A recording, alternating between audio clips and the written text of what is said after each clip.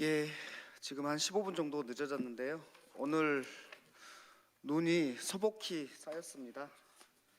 그러다 보니까 이제 오시는 분들도 좀 늦어지고요. 그랬습니다. 죄송하게 생각합니다. 저희가 조금 더 시간을 확보하기 위해서 대체로 10시에 시작하는데 9시 반에 시작을 해서 목표는 11시 반이지만 늦어지더라도 12시 내에는 끝내는 것으로 그렇게 하겠습니다. 예, 시작하겠습니다. 예, 존경하는 국민 여러분, 당원 동지 여러분, 안녕하십니까? 지금부터 더민초 비례대표 선거제도 긴급토론회를 시작하겠습니다. 저는 사회를 맡은 더민초 운영위원, 경기 안양시 동안국합 국회의원 민병덕입니다. 바쁘신 가운데도 오늘 참석해 주셔서 고맙습니다. 오늘 긴급토론회는 다가오는 22대 총선을 앞두고 특히 비례대표 선거제도에 있어서 연동형 비례대표와 병립형 비례대표제 사이에 우리 당내 치열한 논쟁이 벌어지고 있는 상황에서 준비되었습니다. 두 제도가 민주당의 현실 속에서 어떻게 민주주의 발전 방향을 제시할 수 있는지를 오늘 긴급토론회에서 확인될 수 있기를 바랍니다. 먼저 국민 의례가 있겠습니다. 모두 자리에서 일어나 단상에 있는 국기를 향해 주시기 바랍니다.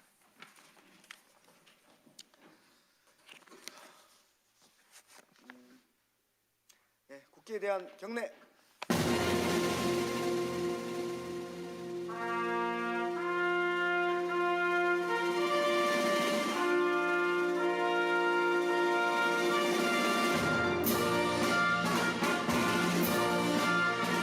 나는 자랑스러운 태극기 앞에 자유롭고 정의로운 대한민국의 무궁한 영광을 위하여 충성을 다할 것을 굳게 다짐합니다.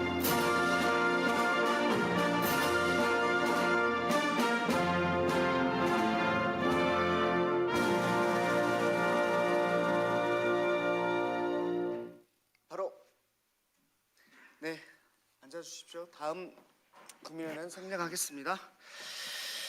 예, 다음으로 오늘 토론회에 참석해 주신 우리 의원님들 소개시켜 드리겠습니다. 먼저 이하경 의원님 네 오셨습니다. 예, 김두관 의원님 오셨습니다. 네, 송갑석 의원님 오셨습니다. 이용선 의원님 오셨습니다. 장철민 의원님 오셨습니다. 강준현 의원님 오셨습니다. 이정문 의원님 오셨습니다. 이수진 의원님 오셨습니다. 윤준병 의원님 오셨습니다. 김경만 의원님 오셨습니다.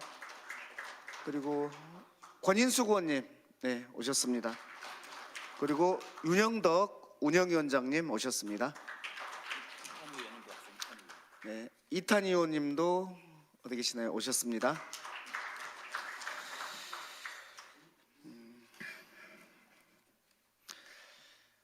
네, 오늘 토론회에 대해서 말씀드리겠습니다. 오늘 토론회는 병립형에 대해서 최병천 전 민주연구원 부원장님의 발제, 그리고 준연동형에 대해서 김준일 뉴스톱 대표님의 발제를 각 25분씩 듣고, 그리고 참석해 주신 분들이 참여하는 자유토론, 질의응답을 받으면서 자유토론하는 그런 시간으로 이어지겠습니다.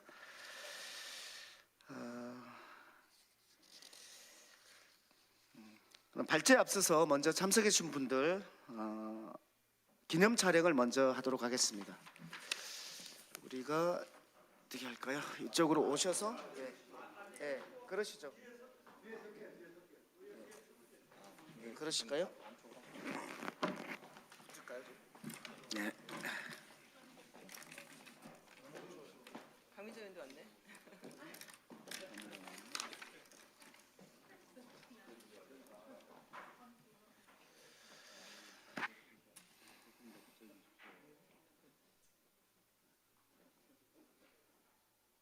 뭐라도 이렇게 총선 승리 화이팅이라도 뭘 하셔야 되지 않나요? 그럴까요? 예. 우리 총선 승리 하면 화이팅 이렇게 해주시겠습니다. 총선 승리 화이팅! 그거 아닙니다.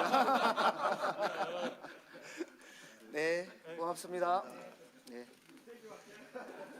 뭐라도 이렇게 해야지 가만히 있으니까.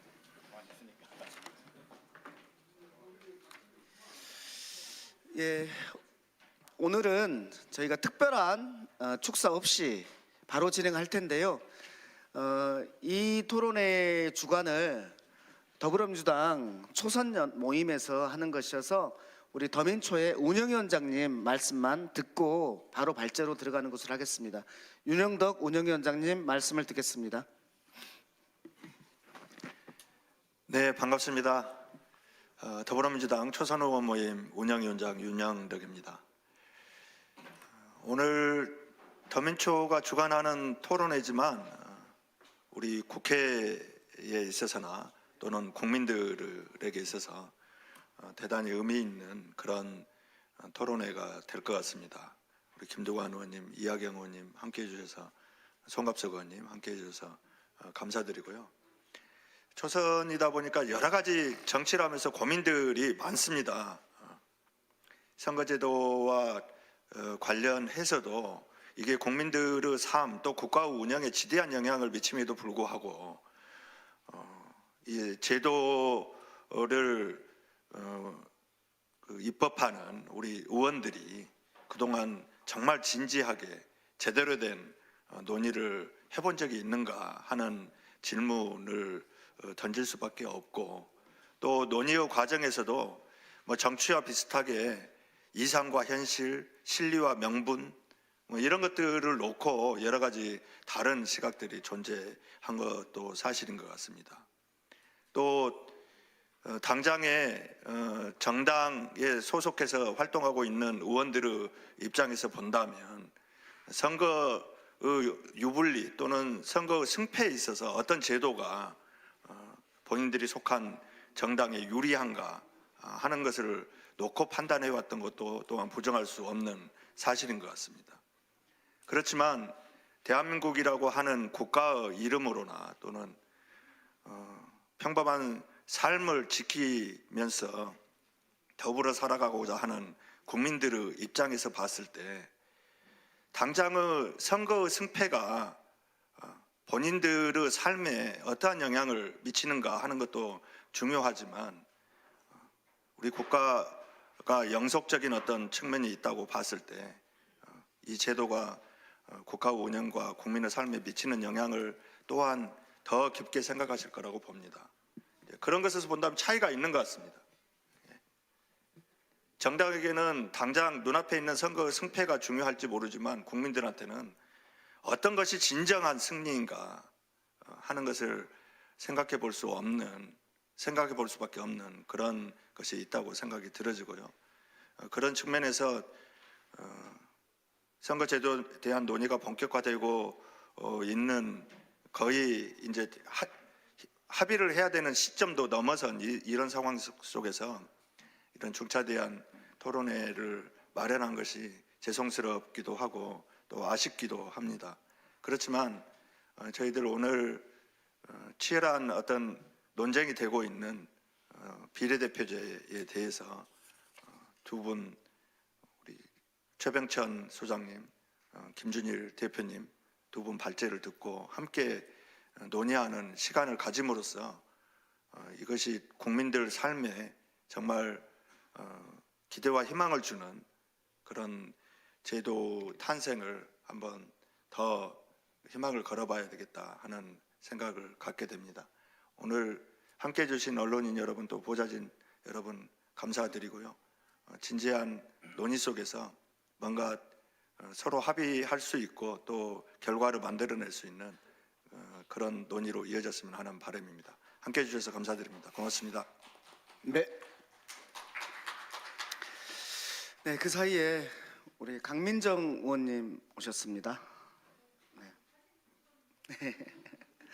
예, 그리고 김경엽 의원님 오셨습니다. 네. 네, 저희가 지금 예상하기로는 오늘 토론회를 하고 그리고 질의응답도 하고요. 그리고 이 내용들을 조금 더 심화시켜서 다음 주에 한 번 더 이런 방식의 토론회를 해보려고 합니다. 본격적으로 시작하겠습니다. 우리 두 분 발제자 중에서 먼저 오신 분부터 먼저 이 자리에 도착하신 분부터 하겠습니다. 먼저 최병천 전 민주연구원 부원장님의 병립형 비례대표제 발제를 듣도록 하겠습니다. 박수 부탁드립니다. 발표 제목은 지역주의 타파, 권역별 병립형도 정치개혁이다. 부제는 소수정당에게 불이익 없는 지역주의 타파는 가능하다로 잡았고요. 곧바로 진행을 차차 하도록 하겠습니다. 크게 제 소개 포함해서 소개를 빼면 4가지를 이야기 드릴 건데요. 한국 정치사에서 정치개혁의 2가지 흐름에 대해서 짧게 말씀드리고, 그다음에 권역별 병립형은 왜 정치개혁에 해당하는지, 여러 가지 논점들을 좀 염두에 두고 있기 때문에 아마 여러 가지 이해에 좀 도움이 될 거라고 생각이 들고요. 3번째로는 이제 연동형을 주장하시는 분들 중에 이제 아무튼 연동형을 하고 우리 당이 위성정당을 안 만들어도 민주당 압승이 가능하다라고 주장하는 분들이 여러 분들이 있는데, 그거는 이제 어떤 좋은 의도와 별개로 왜 그게 작동되기 어려운지, 그다음에 이제 마지막으로 여러 가지 이제 몇 가지 논점들을 시간이 되면 얘기를 좀 하도록 하겠습니다. 소개가 중요한 건 아닌데요. 이제 저는 민주노동당 창당 발기인이었습니다. 그래서 원래 이제 노회찬 의원님이 우리나라에서 정당명부식 비례대표제를 최초로 도입하게 된 거는 원래 예전에는 전국구 제도라는 게 있었거든요. 전국구 제도라고 불리기도 하고. 근데 이제 노회찬 당시 민주노동당 사무총장께서 그걸 이제 위헌 소송을 걸어서 2002년도에 처음으로 정당명부식 비례대표제가 도입됐고, 그리고 2004년도에 국회의원 선거에서는 처음 적용됐고, 그리고 실은 그때 제가 다 활동하고 있던 시기여가지고 어떤 선거 제도의 역사, 비례대표제 이런 등등의 선거 제도에 대해서는 나름 이제 꽤 아는 축에 속한다고 생각을 합니다. 그래서 그런 정도를 하고 넘어가도록 하고요. 저는 이제 실은 2020년 총선 때도 연동형, 병립형, 위성정당 등등에 대해서 이런저런 방식으로 좀 관여를 많이 했었는데요. 아까 이제 글쓰기를 통해서 했었죠. 그래서 이제 제가 지난달 11월 10날 경향신문에 쓰는 칼럼인데요. 그때 이제 그러니까 저희 문제의식은 실은 2020년 총선 때부터 계속 이어지고 있는 문제의식이고요. 그래서 제가 지금 민주당에 좋아하는 국회의원님들의 거의 한 7할이 다 연동형이신 것 같더라고요. 우리 이탄희 의원님이나 김두관 의원님이나 강민적 의원님이나 제가 좋아하는 분들은 거의 한 10중 7, 8은 다 이제 연동형이신데, 그럼에도 불구하고 이제 연동형이 꼭 다 반드시 그런 건 아니다. 이게 어떤 선악구도로 볼 문제는 아니다라는 문제의식으로 11월 10일 날 한번 썼었고, 이거는 이제 연동형으로 좀 쏠려 있는 거에 대한 문제의식 성격이었고요. 그리고 이제 며칠 전에 권역별 병립형에 대해서 좀 자세히 설명하는 걸 썼었습니다. 한국 정치사에서 정치개혁은 2가지 흐름이 있었는데요. 그 얘기를 좀 드리려고 합니다. 잘 아시다시피 요즘에 서울의 봄이라는 영화가 히트를 치고 있고 곧 1000만 명이 넘을 예정이라고 합니다. 저도 개봉하는 당일날 가서 봤었는데요. 한국에서 서울의 봄은 1980년에 오지 않고 1987년도 6월 항쟁과 함께 왔다고 볼 수 있는데요. 그런데 87년 12월 대통령 선거, 88년 4월 총선에서 지역 할거에 기반한 사자구도가 만들어졌습니다. 잘 아실 텐데요. 그래서 이제 김대중 후보는 호남, 김영삼 후보는 부산 경남, 김종필 후보는 이제 충청, 노태우 후보는 이제 대구 경북. 그래서 그 뒤로부터 이제 오랫동안 이제 한국 정치개혁의 큰 줄기는 지역주의 타파였습니다. 표현은 지역구도, 지역주의. 지금 제가 인용한 자료는 2005년도 노무현 대통령이 8월 15일 날 경축사 때 발표하신 내용입니다. 그리고 그거를 국정 브리핑, 정부 이제 공식 국정 홍보처에서 냈던 건데요. 지역구도 해설을 위해서 우리가 8.15 광복절 경축사는 되게 이제 뭔가 국가 중에 아젠다 중에 엄청 중요한 아젠다를 발표하는 걸로 이제 인 건데요. 노무현 대통령께서는 당시에 지역구도 타파가 제일 중요한 거다라는 어떤 소신을 가지고 했었던 거죠. 그래서 지역구도 타파, 지역구도 타파, 지역주의 타파 또는 지역 일당 체제 타파, 이거는 김대중 노무현의 꿈이 담겨 있는 거다라고 단언해서 말할 수 있고, 그래서 이제 나왔던 여러 가지 아이디어들이 이제 아이디어 자체는 옳을 수도 있고 틀릴 수 있는데 중대선거구제, 석패율제 등등등의 논의가 나왔던 역사적인 맥락을 볼 수 있습니다.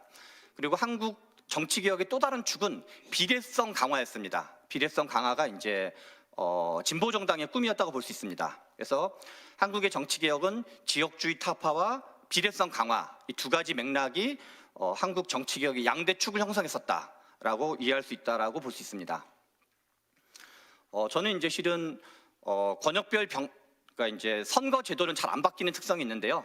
저는 만약에 우리가 이번 과정을 통해서 권역별 병립형을 만들게 되면 실은 엄청난 정치적 진전이라고 생각을 합니다. 그래서 이제 제가 이제 뭐 대구 경북 활동가들 민주당 당협위원장님들이랑 제가 이제 권역별 병립형과 연동형의 문제점이 뭔지를 가서 이제 사진은 우리 이제 그 찍혔지만 이제 발표는 제가 했었던 자리이기도 한데요. 그래서 이제 대구까지 내려가서 이제 한 적도 있었고요. 이제 권역별 병립형 얘기를 좀 드리려고 하는데 이제 그냥 간단하게 꼭 외워야 될 것 중에 하나는 우리나라 국회의석은 총 300석이다. 그리고 지역구는 253석이고 비례대표가 47석이다. 그래서 이제 그거를 그냥 딱 요 숫자 3개만 외우시면 되고 나머지는 다 까먹어도 되는데요. 권역별 개념만 간단하게 말씀드리면 현재는 전국을 하나의 선거구로 보고 있는 겁니다. 비례대표에 한해서 말씀드리면. 그런데 권역별은 물론 아직 정해진 건 아니라는 걸 전제로 가장 비중 있게 논의되고 있는 걸 볼 수 있는데요.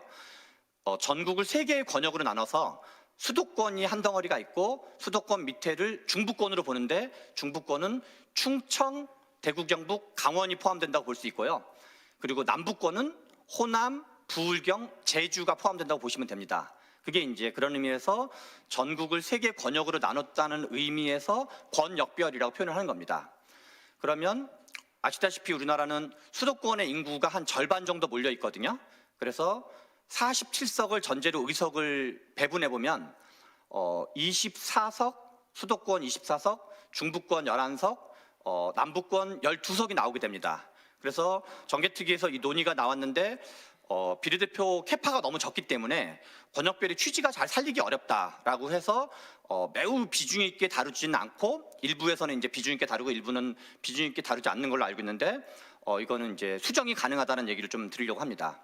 그래서 이건 권역별의 개념을 좀 짧게 설명드렸고요. 이건 이제 지역균형 가중치라는 걸 좀 하려고 합니다. 이거는 이제 다른 뭐가 있는 게 아니라 이제 저의 아이디어고 여러 가지 이제 입법 방향으로 저는 이제 반영되기를 바라면서 얘기를 드리는 건데요.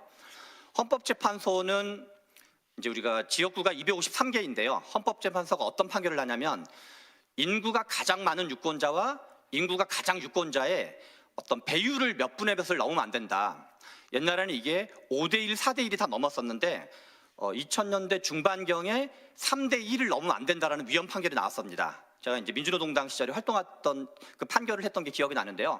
그런데 최근 2010년대 최근 후반에 2010년대 후반 2020년대 초반쯤에 헌재가 2대1도 넘으면 안 된다는 판결을 했습니다. 그래가지고 지금 이제 수도권 의석이 많아지고 있는 여러 가지 이유 중에 하나인데요.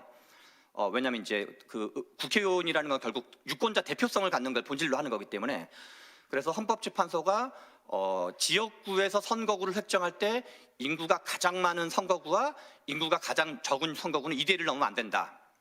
만약에 가장 많은 선거구가 40만 명으로 가정하면 가장 적은 선거구는 무조건 20만 명을 넘어야 되는 걸로 보실 수 있습니다. 근데 저 말은 거꾸로 해석을 하면 1.9999900까지는 허용해도 된다는 이야기이기도 합니다. 헌재의 판결 내에서 그거를 권역별 선거에 적용할 경우 지금은 수도권이 50% 나머지가 대충 뭐 24%, 26% 이렇게 됐는데 수도권 50%, 중부권 24%, 남부권 26%인데 2대 1대 1인 거죠. 대충 퉁쳐가지고. 근데 그거를 약 2배 정도의 가중치를 준다고 치면 2대 2대 2로 만들 수가 있습니다. 수도권이 3분의 1, 중부권이 3분의 1, 남부권이 3분의 1. 그렇게 해서 의석을 만들면 단순 인구 비례로는 24, 11, 12가 되는데 지역 균형 가중치를 할 경우 16석, 15석, 16석을 하게 됩니다. 그러면 비수도권 지역에 덩어리를 좀 더 줄 수 있는 거죠. 헌법재판소 판결 이내에서. 그게 이제 기본 발상이고요. 이제 근데 권역별 병립형을 하면 이제 얼마 전에 이제 정의당을 비롯한 이제 소수정당 일부에서 이걸 이제 이제 사진은 이제 꼭 다른 그 사진이었던 것 같은데요. 경향신문 기사였던 건데 권역별 병립형을 하면 그건 계약이다. 그러면서 봉쇄 조항이 8% 올라온다라는 이제 이야기를 한 적이 있고요. 그리고 이제 바로 며칠 전 실은 제가 경향신문 칼럼을 썼던 날과 같은 날 우리 심상정 의원님의 그 인터뷰였는데요. 봉쇄 조항 7%가 해가지고 소수 정당은 더 어려워진다. 이게 이제 권역별 병립형을 얘기했는데 권역별 병립형의 취지는 소수 정당에게 불이익을 주기 위한 취지가 전혀 아닙니다. 그럴 의도는 1도 없기 때문에 그거는 기술적으로 해결 가능하다. 그때 실은 제가 이제 칼럼으로도 썼던 내용인데요. 일단 소수 정당들은 왜 숫자로 7 또는 8이라는 얘기를 할까? 그거는 일단 이제 권역별 의석이 몇 석인지랑 연동되는데요. 권역 맨 밑에 시만 곧바로 보시면 되는데요. 지금 봉쇄 조항이라는 조항이 있습니다. 전국 단위로 3%를 넘는 정당에게만 의석이 배분됩니다. 그거를 이제 봉쇄 조항이라 그러는데요.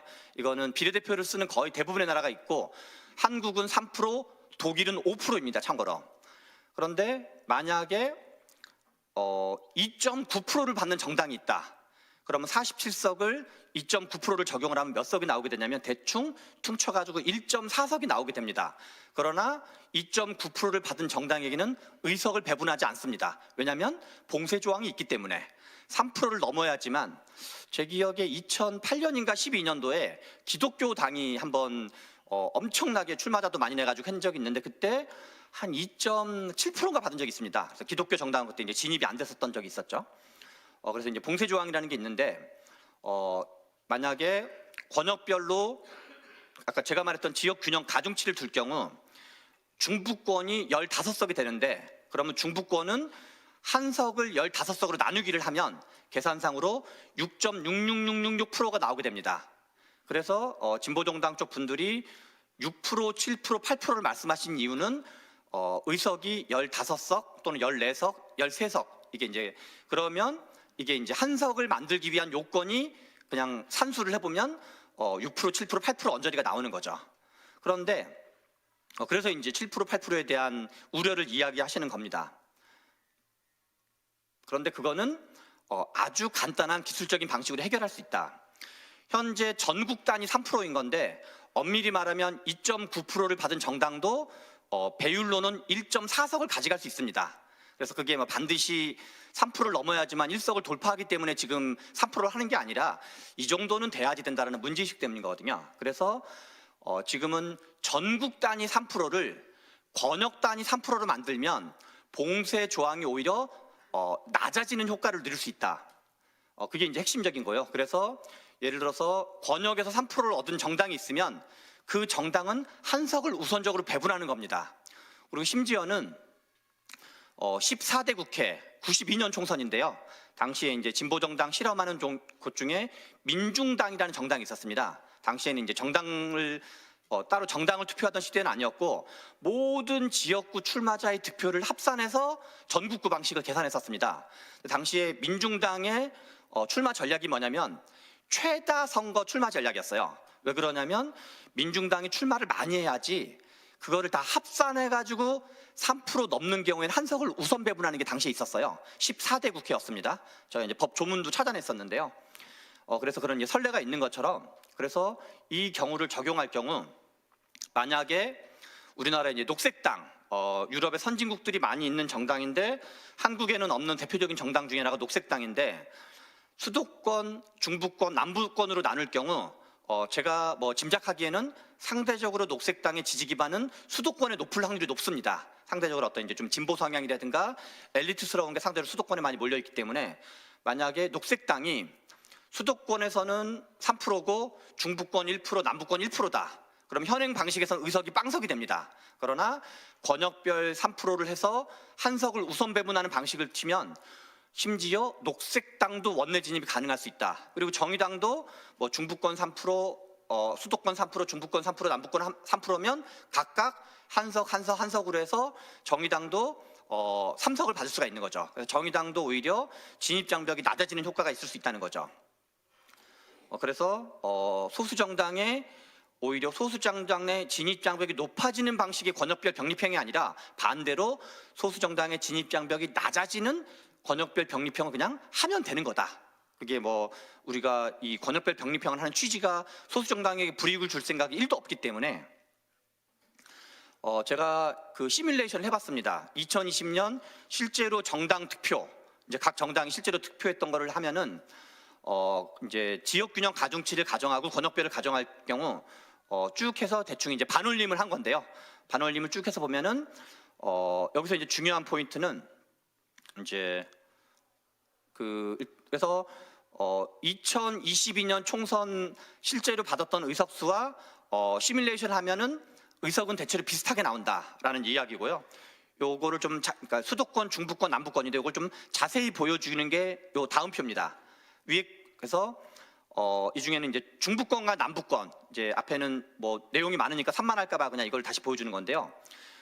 여기서 이제 관전 포인트는 뭐냐면요. 중부권은 우리가 이제 지역주의라 그럴 때는 결국 대구, 경북, 호남, 부울경입니다. 나머지는 이제 스윙 성격이 있기 때문에 중부권이 총 의석수가 15석이 배정돼 있는데요. 중부권이란 아까 말했던 충청, 대구, 경북, 강원이 포함된 게 중부권입니다. 그러면 2020년도 실제 득표율을 가지고 한 겁니다. 국민의힘이 중부권에서 받는 의석은 7.5석이 됩니다.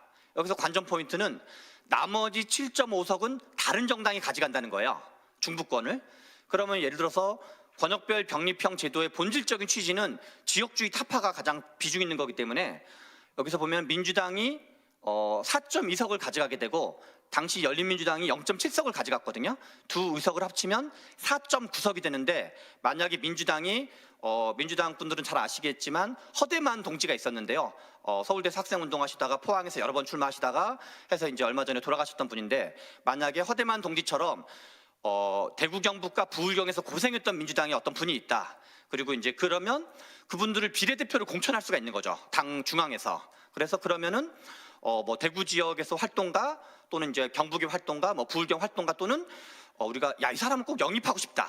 그리고 뭔가 그러면 영입하면 이분은 뭔가 지역을 개척할 만한 잠재력을 갖고 있는 분이다라고 이제 당에서 판단할 수 있는데 대구, 경북에서 5명 정도를 만약에 이번에 민주당이 5명 정도를 그동안 고생하셨는데 실력 있는 분과 뭔가 이렇게 영입하고 싶은 분을 하면 민주당에서 당선은 비례대표로 되지만 활동 기반은 대구, 경북과 부울경에서 하는 분이 나올 수 있는 거죠. 그래서 중부권이 그게 가능하고 남부권 같은 경우는 국민의힘이 5.1석을 가져가게 됩니다. 그러면 남부권이라서 국민의힘이 호남 쪽 사람들을 5명을 다 공천한다. 비례대표를 자기네가 어떤 전략 차원에서. 그러면 당선은 비례로 됐지만 활동은 호남 어떤 이제 민주당의 일당 체제 타파 이런 걸 가지고 이제 열심히 활동할 수 있게 되는 거죠. 지금 이제 선거를 많이 뛰어보신 분들은 알겠지만 당선 가능성이 없으면 어떤 사람이라는 게 이 선거 출마라는 건 본인들의 그 인생을 갈아넣고 자기가 가진 자산들을 모두 갈아넣는 거기 때문에 당선 가능성이 현저히 떨어지는 거에 출마하기는 쉽진 않거든요. 그러면 국민의힘 쪽에서는 호남에 어떤 그 우량 후보가 출마하기 어렵고 상대적으로 그리고 민주당도 이제 대구, 경북이나 부울경에는 출마하는 게 좀 주저되는 게 사실이거든요. 그런데 이런 식으로 도입되면 국민의힘의 대구, 경북의 어떤 일당 기득권, 일당 독점 기득권, 민주당의 호남 기득권을 안정적으로 4명 내지 8명을 한 4명 내지 8명을 반대되는 정당을 안정적으로 4년마다 당선시키게 되면 시민사회가 견제와 균형이 작동을 하게 될 거라는 거죠. 그래서 그래서 이런 식으로 작동을 하면 이제 한 번 총선 한 번, 2번, 3번 하가 되면 야 내가 지금 당장은 지역구에서 개고생을 하지만 다음에 당에서 이거를 인정해가지고 나한테 비례대표를 줄 수 있겠구나. 그러면 이제 열심히 하는 게 가능할 수 있는 거죠. 이제 연동형 얘기를 좀 하려고 그러는데요. 연동형은 이제 지금 의원님들은 뭐 논란 과정을 통해서 이해도가 있는 분도 있고 좀 덜한 분도 있을 텐데 연동형은 한마디로 말하면 지역구 당선자가 많은 정당은 손해보도록 설계되어 있는 제도예요. 이게 독일과 다른 근본적인 차이점인데요.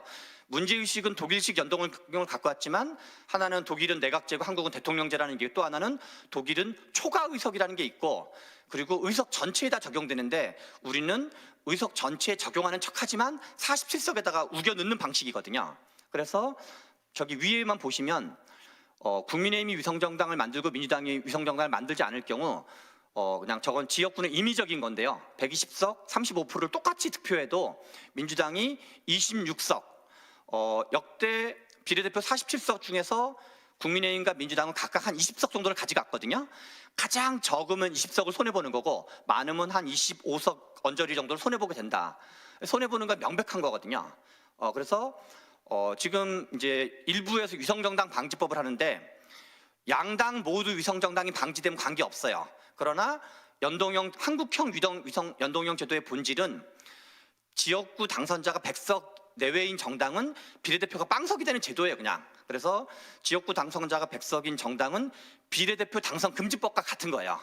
그러니까 그거에 해당하는 정당은, 손해보는 정당은 딱 2개밖에 없어요, 대한민국에서. 국민의힘, 민주당. 그래서 국민의힘이 야, 내가 한 20석 정도 손해봐서 정의당이나 이준석 신당 같은 정당을 의석수 발전을 위해서 내가 기여해야지 라는 생각할 이유가 1도 없는 거예요, 이 제도 자체가. 그래서 이 위성정당 방지법을 만들면 윤석열 대통령은 반드시 거부권을 행사할 거고, 그러면 거부권 행사가 100%인 상태에서 위성정당 방지법을 만들자는 거는 실제 결과는 민주당만 위성정당 방지법을 만들자는 말과 같은 거죠. 그래서 이제 그러면 적으면 20석, 많으면 한 26, 27석을 밑쥐고 들어가는, 우리 바둑 용어로 치면 젖바둑이라고 표현하는데요. 몇 석 깔아주고 두는 바둑을 젖바둑이라는데, 국민의힘한테 20석 내지 25석을 깔아주고 이길 거라는 거는 제가 보기엔 그거야말로 엄청난 좀 과도한 자신감이다, 이런 생각이 들고요. 연동형을 해도 이제 민주당이 압승한다는 여러 가지 이제 주장하시는 분들이 있는데요. 이분들의 특징은 뭐냐면 지역구에서 민주당이 슈퍼 울트라 메칸더브이 초대박 압승을 한다는 게 다 전제되어 있는 거예요. 우리 이제 제가 매우 좋아하는 김준일 대표님 포함해서 3분이 그 얘기를 하셨어요. 천호선 사회민주당 사무총장님, 김준일 뉴스톱 대표님, 우리 이탄희 의원님 얘기하는 게 뭐냐면, 여기서 보셔야 될 관전 포인트는 지역구에서 가정하고 있는 시뮬레이션이에요. 우리 천호선 사무총장님은 지역구에서 민주당이 150석은 뭐 거뜬히 할 거다, 저게 현실적 예측이다. 그리고 국민의힘은 지역구를 100석밖에 못 할 거다. 비례대표가 다 합쳐서 47석인데 이미 민주당이 지역구에서 50석 먹고 들어간다는 얘기인 거죠. 그리고 우리 이제 김준일 대표님은 좀 더 이제 더 많이 해가지고, 민주당이 지역구는 이제 한겨레 시사종이 땡땡땡이나 그다음에 이제 김현종의 뉴스쇼에서 발표하셨던 내용인데, 민주당이 지역구를 아무리 못해도 152석은 할 거다. 그리고 국민의힘이 90석 정도 할 거다. 그러니까 지역구에서 이미 62석을 앞서고 있는 거예요. 그리고 이제 우리 이탄희 의원님은 2020년 총선 결과였던 163석과 84석을 계속 이제 언급을 하시는 거거든요. 이분들의 말씀에 따르면 민주당은 이미 지역구에서 50 내지 80석을 이기고 있는 거예요. 저는 저게 확실하면 아무렇게나 해도 아무 관계가 없다. 그냥 우리 뭐 권역별 병립형 이런 거 아무 관계 없이, 그리고 몇 명은 출마 안 해도 되고, 그리고 우리 심상정 의원님한테는 의석 양보 같은 거 해도 되고, 이미 50석 내지 80석을 앞서고 있는데 뭐 이렇게 너무 열심히 할 필요가 없다, 제 생각에. 그러나 저 가정이 우리가 어디 맡겨놓은 게 있는 것도 아니고 좀 과도한 예측이다. 이거는 제가 열심히 개고생을 해가지고 87년 이후로 대한민국의 총선 결과, 의석수 결과예요. 87년부터 88년 총선부터 지금까지 민주화 이후에 9번의 총선이 있었어요. 제가 이제 음영 처리한 게, 민주당은 3승 6패다. 그냥 진 적이 훨씬 많다. 그리고 2000년대 이후로도 3승 3패다. 여기 보시면 의석수와 비율을 얘기했는데, 국민의힘은 과반을 못해도 보통 40%대 후반을 먹었어요, 의석 기준으로.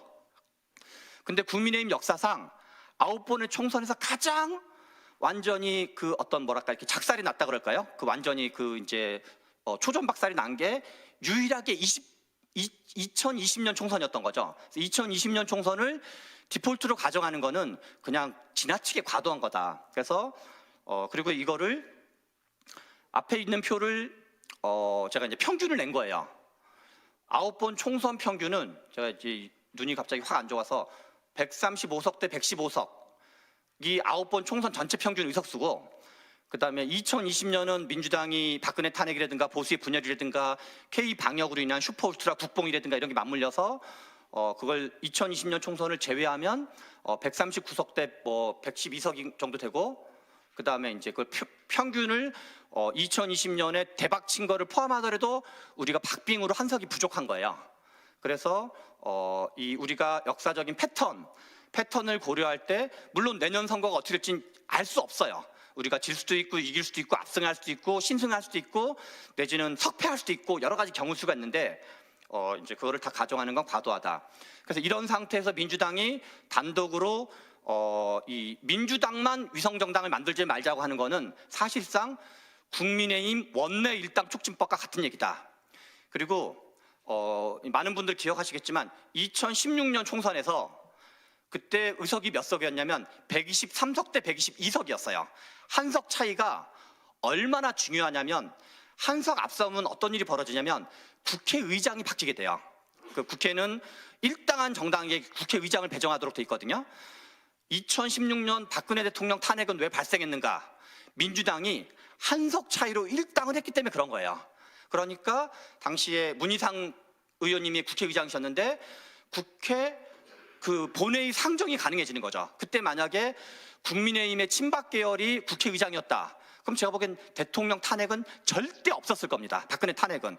그래서 민주당의 많은 분들이 민주당 의석이 일당을 안 하더라도 뭐 약간 자매정당한테 의석을 왕창 줘가지고 하자라는 얘기는 국회의장이라는 거 어마어마한 칼자루거든요. 국회에서. 그리고 이제 또 하나는 상임위원장을 배분을 달랐기 때문에 뭔가 상대방한테 어마어마한 칼자루를 주는 거는 좀 적절한 판단은 아니다. 이제 그 몇 가지 반론, 마지막 페이지인데요. 요거만 하면 이제 끝나는데요. 저는 소위 자매정당 노선이라는데 한국 정치사에서는 선거 연합을 했던 적이 있습니다.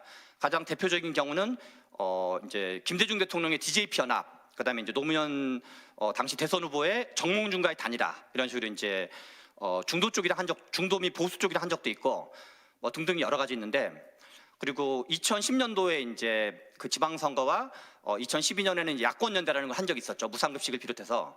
그런데 그때는 뭐냐면 지역구, 그러니까 비례대표야말로 실은 그 통일전선 같은 걸 필 이유가 아무것도 없는 겁니다. 지역구에서는 표를 잠식하는 효과가 있기 때문에 지역구에서는 오히려 후보 단일화 같은 게 의미가 있습니다.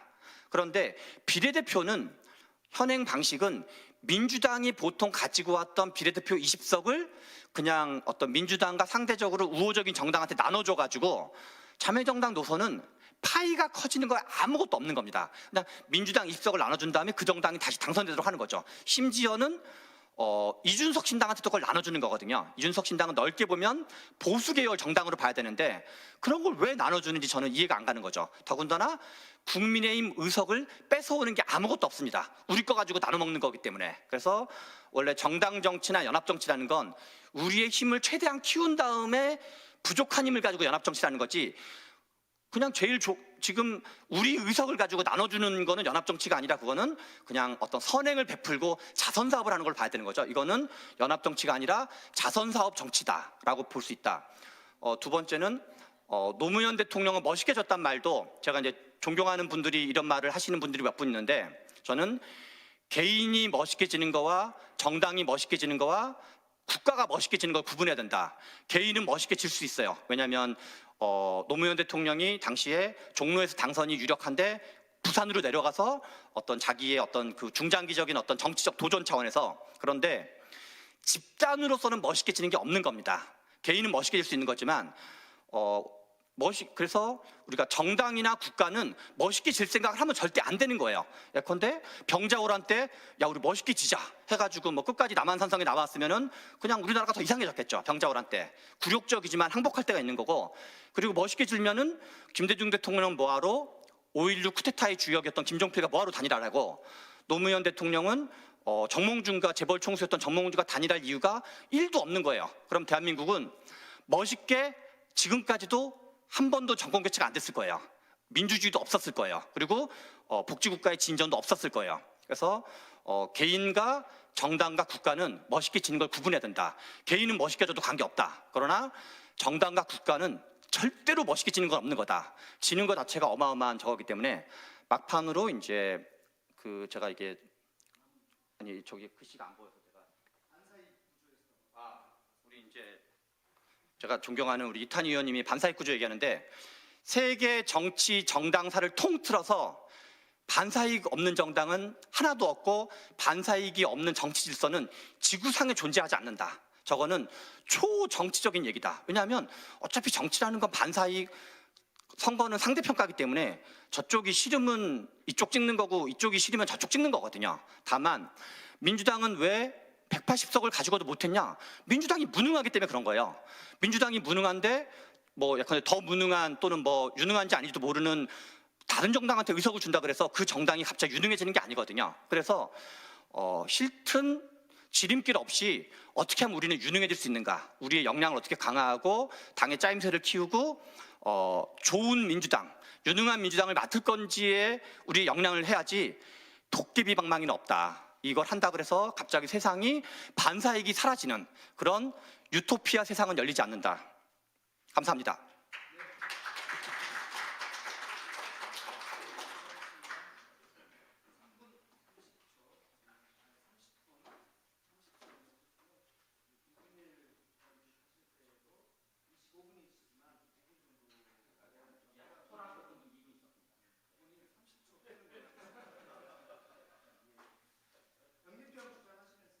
네, 병립형 주장하시면서요.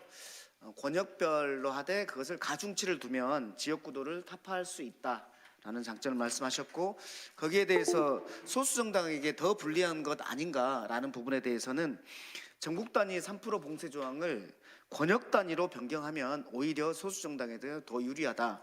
따라서 병립형 권역별 가중치라는 것을 주장하셨습니다. 그리고 이제 연동형과 관련해서는 저희가 이런 비판들이 있었는데 연동형과 관련된 주장을 할 것이기 때문에 그 부분은 정리를 하지 않겠습니다. 그러면은 다음으로 김준일 우리 기자님 발제를 듣도록 하겠습니다.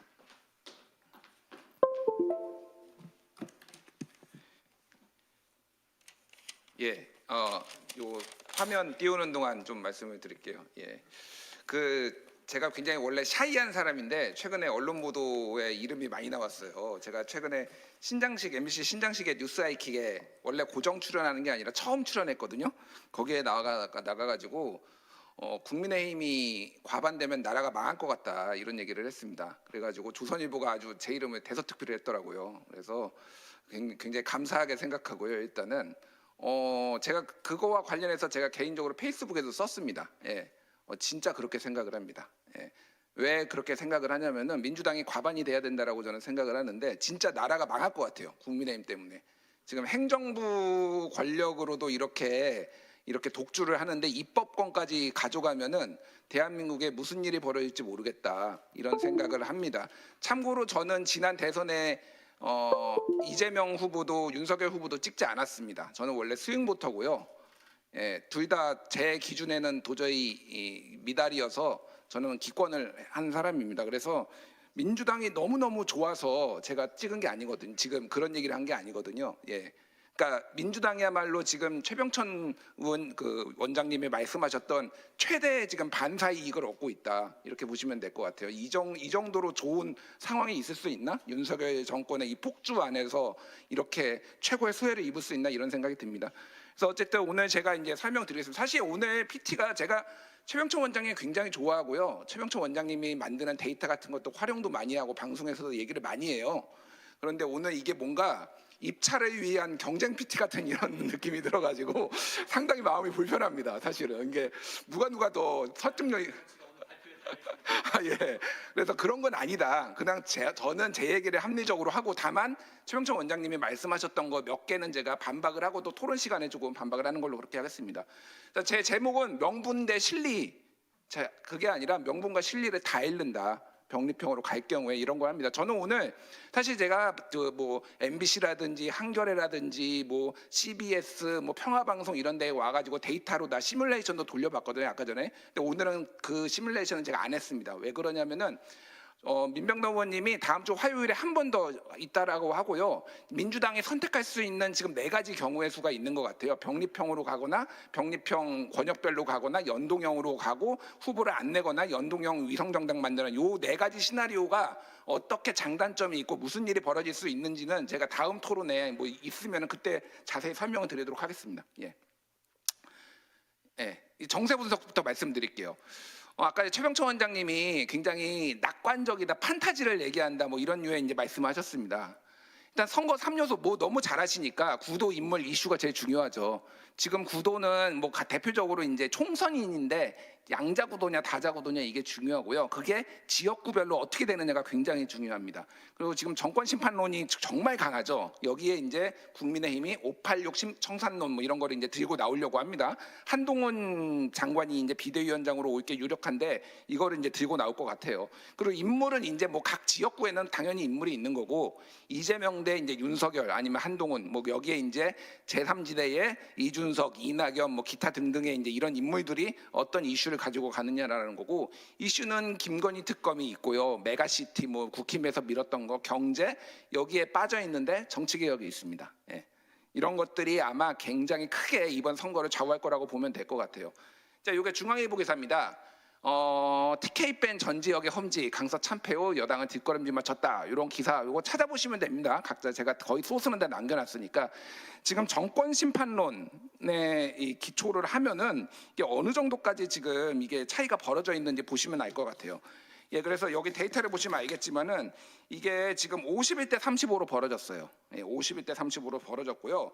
이게 서울 같은 경우에는 39대 45, 인천 경기는 30대 57 이렇게 벌어졌습니다. 물론 이게 대한민국 정치가 불변이 아니에요. 무슨 일이 벌어질지는 제가 알 수가 없습니다만은 어쨌든 지금 현재는 이렇다. 그리고 충청권도 34대 54 이 정도로. 일반적으로 우리가 데이터 중에서 가장 중요하게 봐야 되는 게 정당 지지율은 아무것도 가리키지 않습니다. 어차피 가장 그 정당의 그 충성도를 보이는 분들이 얘기를 하는 거기 때문에 정당 지지도는 선거하고는 아무 관련이 없고요. 가장 유력 봐야 되는 게 정권 견제냐, 정권 지지냐. 이를 총선을 앞두고 선거를 앞두고 하는 요 조사가 가장 강력하고요. 그 다음에 대통령 국정수행 지지율. 대통령 국정수행 지지율이 20% 포인트가 차이가 나면은 백약이 무엇입니다. 예.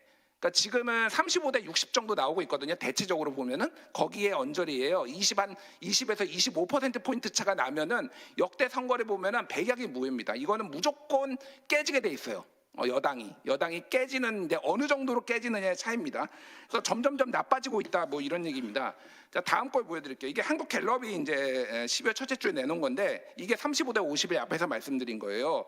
자, 빨간색 앞에 쪽에 얘기했던 게 48대 39가 강서구청장 보궐선거 직후에 나온 거예요.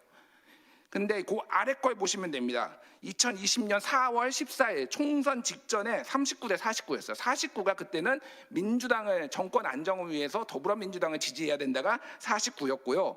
미래통합당을 정권 심판을 위해서 미래통합당을 지지해야 된다가 39였습니다. 10% 포인트 차가 났는데 선거 결과는 180대 103이 나왔고요. 정확하게 지역구에서 84대 163이 나왔습니다. 더블이 나왔습니다. 그러니까 지금 이 지표가 가리키는 거는 지금 강서구청장 보궐선거에서 17.15% 포인트가 났거든요. 지난번 2020년 총선에서 강서구에 3개 지역구가 있는데 민주당이 다 가져갔거든요. 그때 그거를 합산해 보면 18% 포인트 차가 났어요. 정확하게 지금 2020년 지표를 가리키고 있고요. 그때보다 지금 여당 입장에서는 더 안 좋아지고 있습니다. 지금은 35대 51로 벌어졌어요. 물론 이건 다시 좁혀질 수 있습니다. 근데 이게 근본적으로 바뀌려면은 뭐 45대 45로 가려면은 대통령이 바뀌어야 돼요. 예, 지금 조선일보가 울부짖고 있습니다. 대통령 좀 바꿔달라고, 바뀌어달라고. 예, 다음 거 보여드리겠습니다. 이게 이제 조선일보가 보도했던 그거예요. 국민의힘 사무처에서 작성을 한 건데 이거를 김기현 대표가 쉬쉬했다라고 해서 김기현 대표가 결국 날라갔죠. 그래서 지난 총선에서 이제 41대 8을 이제 나왔는데 그때 용산 지금 6곳이 됐는데 용산하고 송파 갑이 이제 국민의힘이 열세인 걸로 경합 열세인 걸로 이제 빠졌어요. 용산은 아시겠지만 권영세 의원이 됐는데 지난번 선거에서 900표 차로 이겼습니다. 근데 정의당이 4,000표를 가져갔거든요. 만약에 뭐 이거는 뭐 정의당은 정의당이니까 근데 정의당이 안 나왔으면 아마 민주당이 가져갔을 거예요. 이미 용산도 넘어갔다라고 지금 자체 보고서에 나왔고 송파갑은 김웅 의원 지역구인데 여기도 지금 위험합니다. 그래서 지금 국민의힘이 지금 강남 빼놓고는 가져갈 수가 없다라는 게 국민의힘의 현재 이제 정세 분석이에요. 그 옆에 있는 게 지금 말씀드렸던 그겁니다. 그래서 문재인 정부 지원이 2020년 1월 첫 주에 49대 37이었고 결과가 이렇게 나왔다라는 거, 180대 103이 나왔다라는 거, 지역구에서 163대 84가 나왔다라는 겁니다. 자, 다음이 이거는 여론조사 꽃 김어준 씨가 하는 거죠. 여기에서 이제 나온 거예요. 김어준 씨가 하는 이슈 조사는 좀 문제가 많아요. 제가 보기에는 거기에는 편향된 어휘들이 많이 들어갑니다. 그래서 뭔가를 유도하는데 김어준 씨 그 여론조사 꽃에서 하는 요거는 굉장히 정확합니다. 굉장히 정확하고 심지어 강서구청장 보궐선거도 거의 맞췄어요. 그래서 저는 굉장히 많이 참고하는 편인데 지금 이거는 그냥 뭐 지역구를 쪼개지 않고 그냥 구별로만 조사를 한 건데 강남 3구 빼놓고는 다 이겨요, 민주당이. 지금 좀 이런 상황이에요. 이거 근데 그 민병덕 의원님이 공유해 주셔도 됩니다. 의원님들 사진 열심히 안 찍으셔도 이거 나눠주셔도 다 공개된 자료니까 예 그럽니다. 자 이게 이제 최근에 박태웅 한빛미디어 의장이 민들레라는 거기에서 이제 연동형 비례대표제로 얘기를 하면서 이 얘기를 이거 제목이 이겁니다. 선거법 개정 논의가 놓치고 있는 것들. 저는 이 보고서를 못 봤어요. 민주당 사람이 아니니까. 근데 민주당 자체 보고서를 봤더니 우세 지역 81, 경합 우세 37, 경합 49, 경합 열세 14, 열세가 72. 그러니까 자 253개 지역구에서 20% 정도가 경합. 그러니까 경합은 보통 5%포인트 내외에서 양 후보가 접전을 벌이는 걸 얘기를 하거든요. 보통 이 정도 나와요. 원래 20% 정도 나옵니다. 항상. 그러니까 지금 50석 정도가 이제 경합을 벌이고 있다 이렇게 보시면 돼요. 그래서 저는 이것도 굉장히 보수적으로 민주당이 잡고 있다. 지금 저는 뭐 굉장히 많은 데이터를 보고 정보를 보고 그러는데 이거보다는 훨씬 더 지금 판세가 유리하다라고 저는 봐요. 민주당이 어쨌든 이 정도로 지금 가고 있다라고 보시면 될 것 같습니다. 자, 윤석열 정부 1년 6개월 정책 평가가 이런 거예요. 지금 갤럽 조사입니다. 지금 경제 정책 지금 부정 평가가 맨 앞에 있는 거 60일. 그러니까 빨간 게 긍정이고요. 위에 검은색이 부정입니다. 점점 나빠지고 있어요. 예, 부정 평가 점점 올라가고 있고요. 뭐 오른쪽 4번, 그러니까 오른쪽 맨 끝에 공직자 인사는 역대 최악입니다. 예, 17. 예, 그리고 부정 60일 비슷하고요. 그나마 외교가 좀 먹혀요. 외교가 밑에서 가운데 있는 거 40대 46으로 그나마 이제 외교 잘한다 이런 평가들이 있는데 지금 최근에 지금 그 뭐죠? 엑스포 유치 날려먹고 뭐 이 지금 순방 지금 1년 동안 13번 가고 돈 펑펑 쓰고 명품 김건희 여사 명품 가방 사고 이러면서 거의 지금 이것도 지금 굉장히 흔들리고 있다 보시면 될 것 같습니다. 그래서 지금 지표가 얼마나 안 좋냐면은 문재인 정부 말기보다 안 좋아요. 윤석열 정부 지금 이 지표가 예, 뭐 비교해 보시면 될 겁니다. 그 정도로 지금 윤석열 정부에 대한 평가가 엉망이다라는 겁니다. 국힘에서 밀었던 게 메가시티 서울 이거 이제 이름을 바꿨죠. 뭐 뉴시티 프로젝트 했는데 이거는 리얼미터에서 조사를 한 거고요. 찬성 반대 요거를 했고요. 요거를 다음 거를 보면 지역구별로 했어요. 정확한 도시별로 했습니다. 근데 사실은 이거는 경기도를 전체를 3,000명으로 한 거니까 이 개별 도시들 같은 경우에는 한 300개, 뭐 300명, 200명밖에 안 되니까 이거를 오차 범위가 크기는 합니다만 대략적인 추세를 볼 수가 있습니다. 광명 같은 데가 좀 많이 흔들리고요. 뭐 구리, 하남 뭐 이런 데는 약간 영향이 있지만은 나머지 지역 같은 경우에는 전혀 영향이 없다. 오히려 굉장히 부정적인 평가가 많다라는 겁니다. 이걸로 그러니까 한두 개 지역은 국힘이 수도권에서 서울에 인접한 데서 가져갈 수는 있겠지만 지난번에 뺏긴 데서 이걸로 뭔가 선거를 수도권 전략을 하기는 거의 불가능하다 이렇게 보시면 될 것 같습니다. 이게 이제 MBS 조사인데 요 메가시티 서울, 뉴시티와 관련해서 여론조사를 했더니 현실성을 고려하지 않은 선거용 제안이다가 서울에서 70, 인천 경기에서 74, 충청에서 64 이렇게 해서 압도적으로 많이 나옵니다. 예. 그러니까 이 전략은 이미 끝났어요. 제가 보기에는 이거 가지고 총선 치를 수 없고요. 간판으로 공매도 뭐 이거 총선으로 한번 해보겠다라고 하지만 지금 난리가 났죠. 공매도 때문에 금지했다고. 지금 물론 일부 개미가 좋아하기는 했지만은 거의 이것도 이제 끝났다고 보면 될 거고요. 검찰 정권입니다. 예. 검찰 정권이라는 이미지는 점점점 강해지고 있어요. 그래서 검경 합동수사본부 합수부라고 얘기를 하죠. 왜냐하면 윤재옥 원내대표, 뭐 이런 이만희 사무총장, 김석기 최고위원 다 경찰이거든요. 그래서 지금 다 검경 합수부라는 얘기가 나올 정도로 지금 검찰에 대한 어떤 불만들, 그러니까 지금 조선일보가 막 이렇게 미친 듯이 쓰고 있어요. 방통위원장 검사 출신 꼭 이렇게 해야 되나? 동아일보가 방통위원장 왜 대통령 선배 검사인지 설명이라도 해야. 이게 지금 총선 망할 것 같으니까 윤석열 대통령이 좀 바뀌어라라고 얘기를 하는 거거든요. 윤석열 대통령이 바뀔까요? 저는 안 바뀐다고 봅니다. 예. 다음에 이제 김건희 리스크죠. 예, 이기용 칼럼 이게 동아일보 대기자인데 굉장히 유명했습니다. 이 나라 보수는 김건희 리스크를 더 이상 안고 갈 수 없다. 빨리 야쿠르비스타로 쫓아내라는 거예요. 패비, 민비처럼 빨리 쫓아내지 않으면은 정권 내준다, 망한다, 니네 이런 얘기를 지금 보수 언론이 지금 절규를 하고 있고요. 뭐 이런 뭐 계속 얘기가 나오죠. 어제 이제 한동훈 장관이 또 기름까지 부었습니다. 뭐 이런 상황입니다. 그래서 최병철 원장님이 굉장히 나이브한 평가라고 하는데 제가 모든 지표와 모든 데이터를 다 보고 있는 상황에서는 이거는 2020년 어게인이다. 지금 상황은 지금 그러니까 다른 변수를 제외하고 지금 말씀을 드리는 겁니다. 그 정도로 보시면 될 것 같아요. 자, 신당이 굉장히 중요해요. 자, 대한민국의 정치는 항상 3당이 생겼다가 없어졌다가 3당이 생겼다가 없어졌다가 그러니까 생겼다가 없어진다라는 게 바람이 불었다가 없어졌다라는 건데 보통 경년 주기로 그러니까 선거를 한번 퐁당퐁당 그럽니다. 그래서 2020년에는 여러 정당이 있었지만 3당이 거의 힘을 못 썼고요. 2016년에는 국민의당이 힘을 썼고요. 지금은 3당이 힘을 쓸 가능성이 굉장히 높습니다. 그게 어떤 정당이 될지는 저도 모르겠어요. 자, 뭐 이준석, 유승민 신당 예전에 이제 10월 말에 조사를 한 건데 이거 같은 경우에는 17.7% 포인트 나왔고요.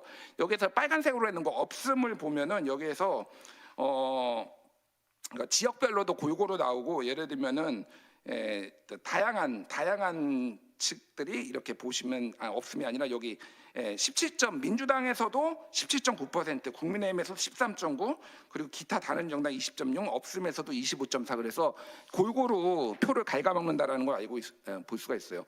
이게 이제 10월 말에 했던 이준석, 유승민 신당하고 그때 비명 신당을 같이 조사를 한 거거든요.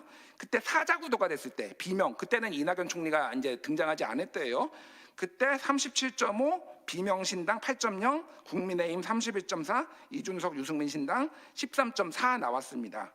이게 뭐 계속 바뀌어요. 이게 사실은 상황마다 바뀌는데 문제는 이제 민주당이 46.3이에요. 지금 현재 양당으로 하면 46.3 대 38.7인데 신당이 나오면은 사실은 민주당이 더 타격을 받아요. 정당 지지율에서는. 왜냐하면은 지금 평소에 민주당을 지지하지 않았던 사람들이 윤석열 정권이 꼴 보기 싫어가지고 지금 민주당을 지지하겠다라고 지금 나온 상황이에요. 그러니까 그분들은 민주당 싫어. 나는 그러면 제3지대 나오면 이쪽으로 이탈할 거야라는 사람들이 꽤 된다라는 거예요. 그러니까 이런 상황을 이제 이해를 하시면 될 것 같습니다.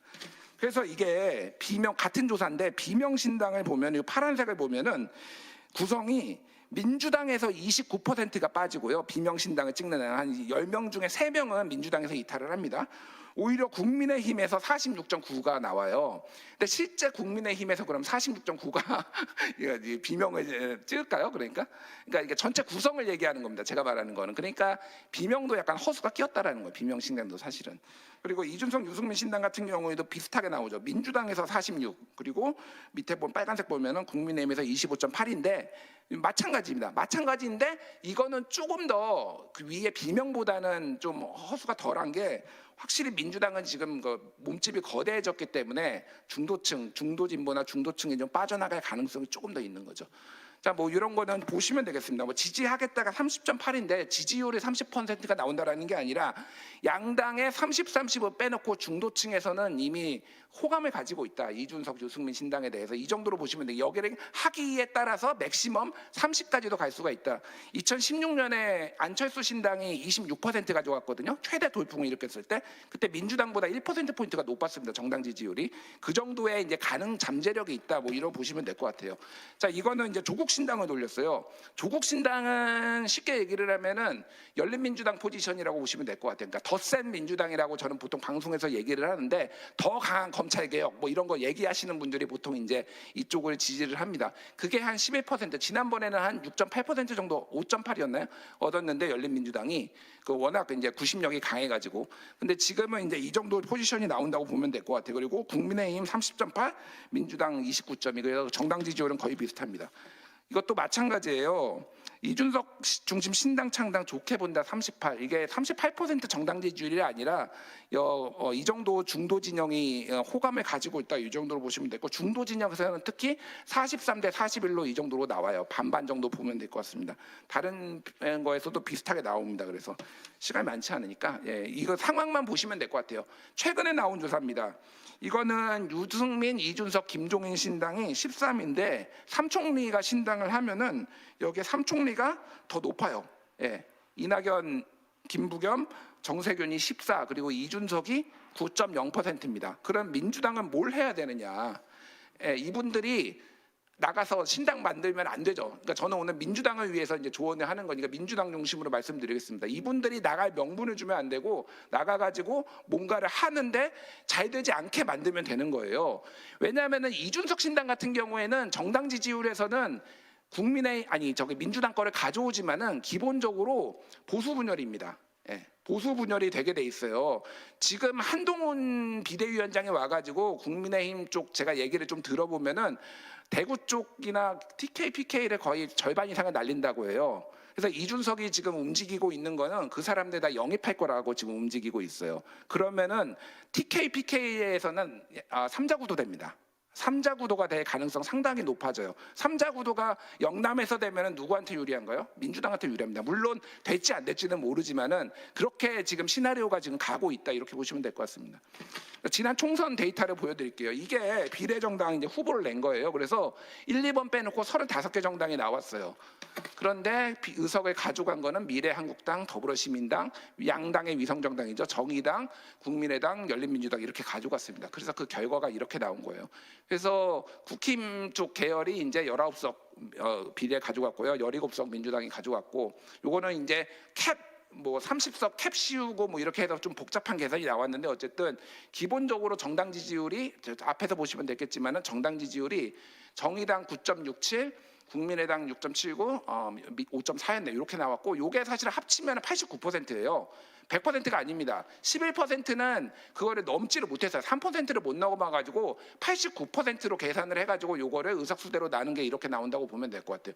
이번 총선은 어게인이 될 가능성이 높은데, 자 이게 그래서 민주당을 포함해서 정당의 이제 초선 비율입니다. 여기 계신 분들도 이제 초선 의원님들 대부분이신데 민주당을 포함해서 지난 총선에 151명의 초선이 들어왔습니다. 그리고 항상 2004년 탄돌이라고 얘기하는 그때 열린우리당 돌풍 때 빼놓고는 대충 한 45% 비율로 초선들이 왔고요. 양당의 의석 점유율은 지금 역대 최대를 찍었어요. 94%로 이 정도로 양당이 다 가져간 적이 한 번도 없습니다. 그래서 이제 위성정당을 만들면서 이렇게 된 거죠.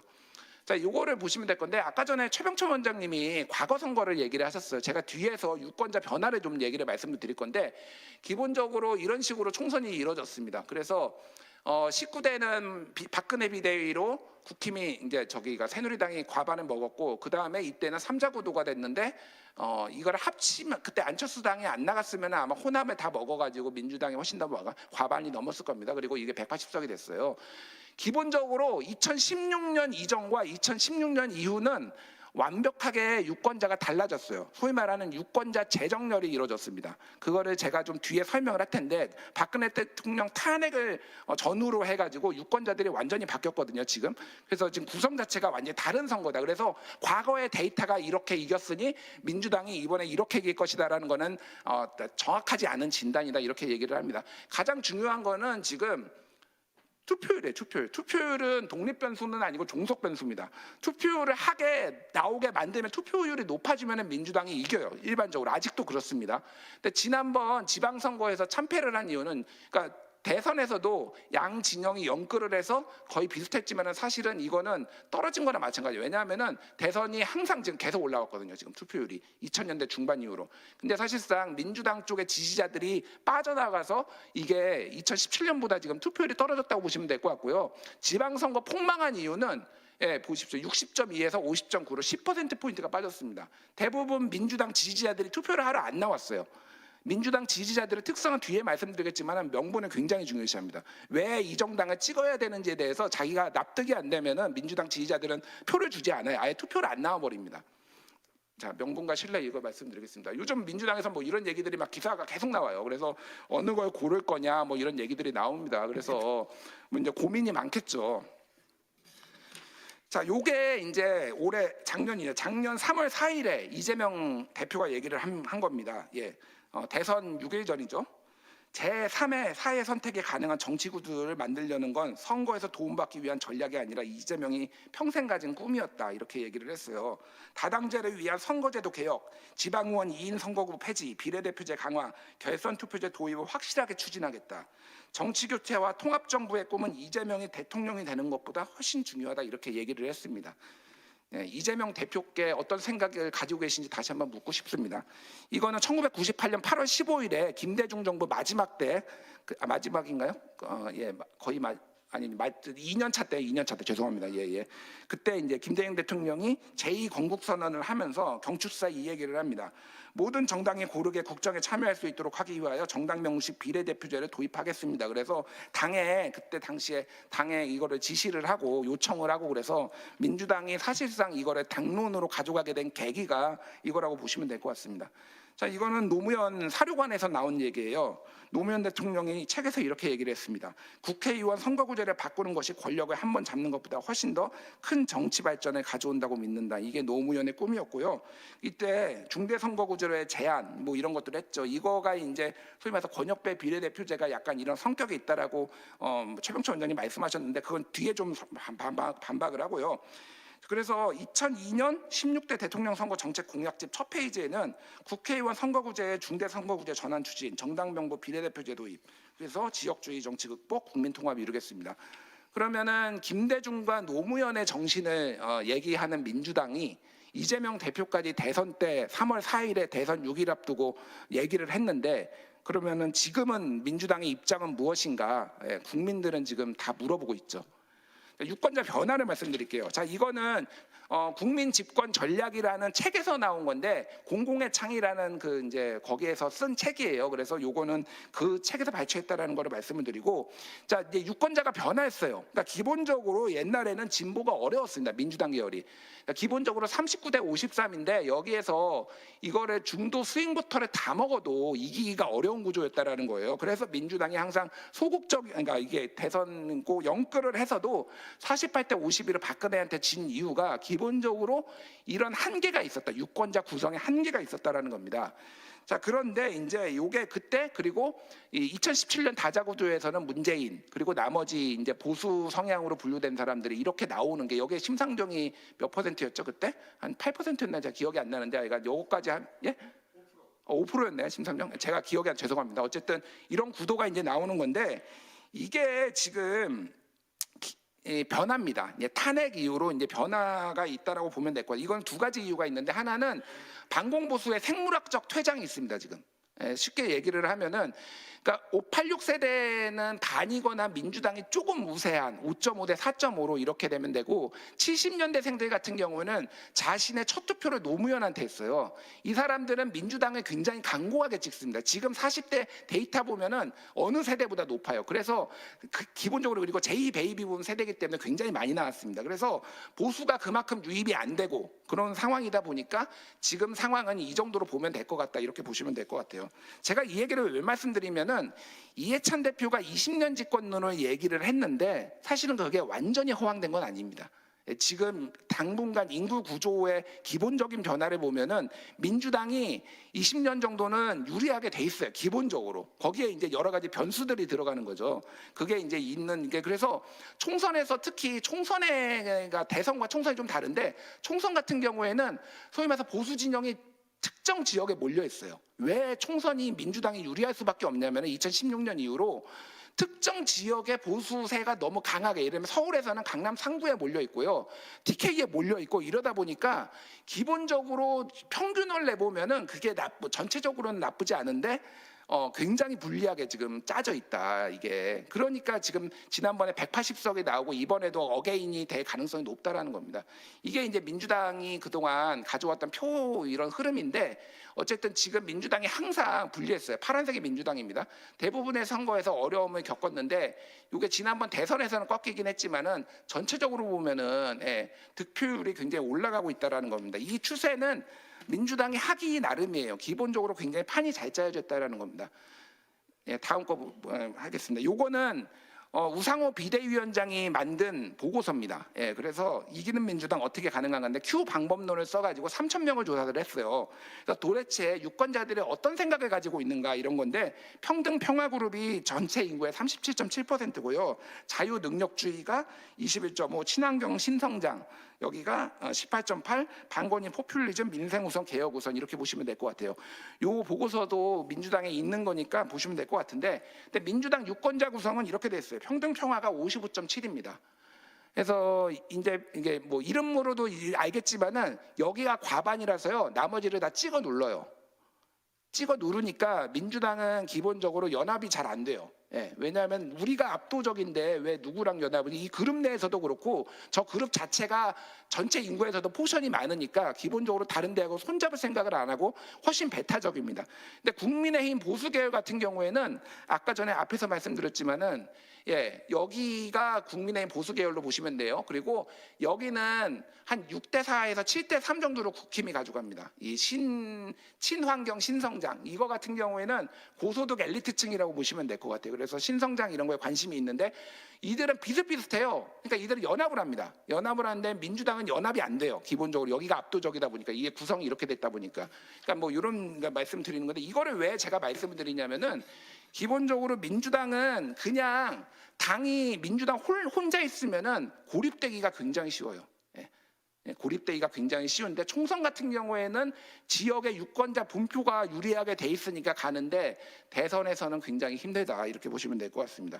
그래서 다음 거 보시면은 능력주의 보수 그룹이 국민의힘의 48.7 그리고 이렇게 구성돼 있고 평화평등 그룹이 50.7 이렇게 구성돼 있습니다. 그래서 이런 식으로 이제 보시면 될 것 같아요. 제가 이제 말씀드리려는 거는 이제 세대 구성 나이대별로 남성 여성별로 이렇게 되어 있는데 20대 30대 남성 같은 경우에는 평등 평화 그룹이 매우 낮죠. 그리고 능력주의나 친환경 신성장 그룹 이런 데들이 상당히 높은 거를 볼 수 있습니다. 민주당이 그러니까 연합 정치를 해야지만 장기적으로 봤을 때 이들의 표를 가져올 수 있다라는 거를 이제 뭐 말씀을 드린 거예요. 성별로 이념 성향 그룹 내 비중 이렇게 말씀드린 겁니다. 자, 제가 이제 결론이 거의 다 됐는데 지난번 선거 때 이렇게 됐어요. 이제 개표 출구 조사를 해봤는데 지난번에 윤석열 후보가 이길 수 있었던 거는 20대 남성들 표를 엄청 가져왔고요. 그리고 30대에서도 많이 밀리지 않고 그러면서 노년층의 표를 압도적으로 가져가면서 0.73%포인트 차로 이겼습니다. 그때 이제 이게 지역별 서울에서도 졌어요. 그때는. 그리고 그때 특이한 게 무효 투표 수가 30만 표가 나왔는데 표 차이가 24만 표였습니다. 저같이 무효표를 던진 사람들이 꽤 있었다라는 거죠. 그러니까 무효표 던졌습니다. 저는 뭐 공개적으로 방송에서 얘기를 했어요. 둘 다 못 찍겠어서 무효표 던졌다고. 그러니까 제가 말씀드리는 건 뭐냐면은 민주당은 기본적으로 민주당에 대해서는 더 사람들이 엄한 도덕적 잣대를 들이대요. 왜 우리한테만 도덕적 잣대를 들이대? 라고 얘기한다고 그거를 탈출할 수 있는 게 아닙니다. 자, 그래서 제가 말씀드리는 거는 이런 거예요. 자, 대선 이길 수 있나요? 확실하십니까? 총선은 제가 보기에는 민주당이 과반이 안 될 가능성은 저는 10%도 안 된다고 봅니다. 그리고 국힘이 과반이 될 가능성은 저는 0%에 지금 수렴한다고 보고 있고요. 대선 이길 수 있나요? 지난번 대선에서 0.73%포인트로 진 거는 뭐 정의당 탓을 하고 심상정 후보가 2.5% 먹었는데 그때 단일화 안 해줬으니까 뭐 이재명 후보가 제대로 단일화 제안도 안 했지만은 기본적으로 왜 정의당하고 틀어졌냐? 2020년에 위성정당 만들면서 틀어졌습니다. 기본적으로 민주당은 연합정치를 대선에서는 해야 돼요. 어떤 식으로든. 자, 김대중이 이겼을 때는 DJP에서 보수랑 손을 잡았고요. 노무현이 이겼을 때는 정몽준이라는 중도 보수랑 손을 잡았습니다. 1대1로 붙으면 집니다. 그게 이재명하고 윤석열한테 물론 정권 심판이 강했지만 졌고 그리고 문재인하고 박근혜가 다 영끌해가지고 다 모으니까 왜냐하면 연합을 못 하거든요. 민주당 기본적으로 굉장히 배타적인 유권자 구성을 가지고 있어요. 그리고 대한민국 미래는 어떻게 되나요? 제가 왜 이런 말씀을 드리냐면은 자, 무슨 일이 벌어질지를 제가 말씀해 드릴게요. 자, 투표로 하셔야 됩니다. 병립형으로 가면은. 그러면은 국민의힘이 제안을 하든 민주당이 제안을 하든 국민의힘하고 민주당하고 똑같이 병립형으로 찍어야 돼요. 국회에 가가지고. 그 앞에는 무슨 일이 벌어지고 있을까요? 일단은 정의당이 들어 누워 있을 겁니다. 로텐더 홀에서 단식 투쟁하고 있고요. 다 들어 눕고 있는데 그 위를 밟고 가든 마무리 부탁드립니다. 2분만 하겠습니다. 경합 지역에서 민주당 지지자들이 투표를 하러 안 나오고 지금의 큰 전선은 반윤 대 친윤이에요. 윤석열 정권 심판인데 여기에 지금 이재명 리스크, 사법 리스크가 있긴 하지만 그게 아직 크지 않고 근데 지금 민주당 심판론을 그래서 나는 더 이상 민주당한테 표를 못 주겠다고 하는 사람을 늘리는 전략을 쓴다? 경합지역 50개 중에서 제가 보기에는 상당수가 날아가고요. 그거에 타격을 받는 분들은 여기 현역 의원님입니다. 당장 선거를 뛰는. 여러분 여기 의원님들이 판단하셔야 되는 거예요. 자, 그리고 민주당이 지금 저는 이렇게 될 거라고 160에서 180석 가져가고 국힘이 한 105에서 130 가져갔는데 뭐가 바뀌죠? 그러면 지금 총선 이전과 이유가 똑같이 싸고 지금도 지금 민주당 170석 가지고 있는데 뭘 하고 있나요? 대한민국은 절망적입니다. 예. 이거는 두 정당이 무능해서가 그게 아니라 구조가 그냥 그렇게 돼 있어요. 지금 또 싸울 거예요. 똑같이. 윤석열 대통령은 자기 하고 싶은 대로 다 하고 민주당은 또 규탄하고 뭐 특검 추진하고 대한민국은 이렇게 될 겁니다. 다수 정당이 연합했을 때 개혁이 가장 강력했습니다. 그게 87년 체제고요. 공수처 만들 때 4당 연합해가지고 했을 때 1대1로 싸우면은 반대당이 하면은 이게 1대1로 보여요. 의석수가 180대 120이라고 하더라도. 하지만은 같은 180석이라도 4개 정당이 같이 하면은 이거는 다수가 하는 거고 다수가 하는 거는 깨기 어렵습니다. 180석으로 민주당은 무슨 개혁을 했습니까? 민주당 지지자들이 묻고 있잖아요. 제가 그래서 말씀드린 겁니다. 연합을 해야 된다. 연합을 하려면 기본적으로 연동형으로 가야 돼요. 그리고 민주당을 지금 찍어줘야 될 이유를 제가 모르겠습니다. 단 하나 제가 얘기했던 MBC 방송에서 얘기했던 국힘이 잡으면 다수당이 망할 것 같아서 그래요. 근데 민주당을 능동적으로 찍어줘야 될 이유가 지금 있나요? 그럼 뭘 가지고 할 것이냐. 정치개혁을 얘기하십시오. 이재명 대표도 얘기하고 그게 대선 결선 투표제가 되겠든 뭐가 됐든 그동안 민주당이 그렇게 부주러지던 이런 것들을 하면은 더 많은 사람들이 민주당한테 표를 줘야 되겠다. 더 능동적으로 이렇게 얘기를 할 겁니다. 예, 여기까지 하겠습니다. 감사합니다. 네, 수고하셨습니다. 33분, 3분 오히려 더 초과하셨습니다. 조금 이따 좀 감안하겠습니다. 가장 기본적으로는 정세 분석과 관련해서 여론조사와 그 과거의 데이터들을 가지고 2020년 민주당 압승 선거에 어게인이 될 거다. 그럼에도 불구하고 그렇게 된다 한들 윤석열 시즌 2가 될 건데 무엇이 바뀌겠나. 그래서 연합 정치를 해야 된다. 이런 말씀들을 하셨고요. 지금부터는 이제 저희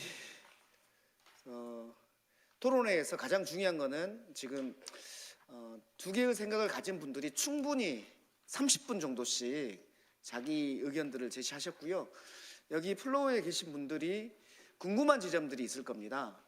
그래서 3분 이내로 그러니까 자기 궁금한 지점 질문만 해주셔도 좋고 그러지 않고 자기의 견해를 얘기해 주신다 하더라도 좀 짧게 해서 3분 이내로 말씀을 해주시면 좋겠다라는 말씀이 드립니다.